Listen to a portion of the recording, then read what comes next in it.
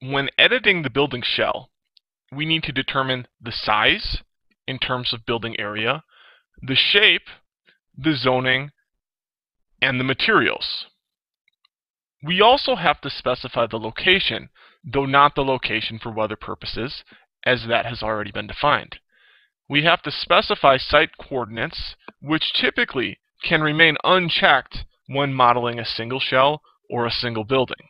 The main parameters on this screen to enter are the building area, the number of floors above grade, below grade, and any remaining details, if necessary.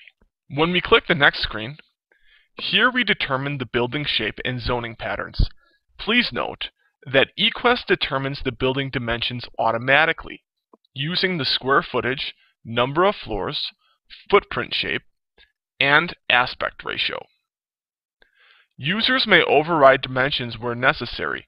Remember, you must correctly enter the floor-to-floor and floor-to-ceiling heights, as those values are independent of the square footage.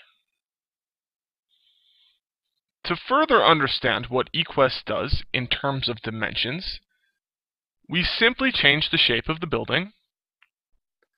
In this case, we'll take a plus sign shape, and we note that the dimensions automatically change to make a two-story building that has a plus sign shape and is 25,000 square feet.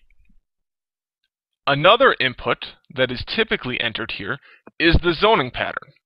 While the perimeter core zoning pattern suffices in many cases, typically users have to define a custom zoning pattern as their zoning differs from the simple perimeter core.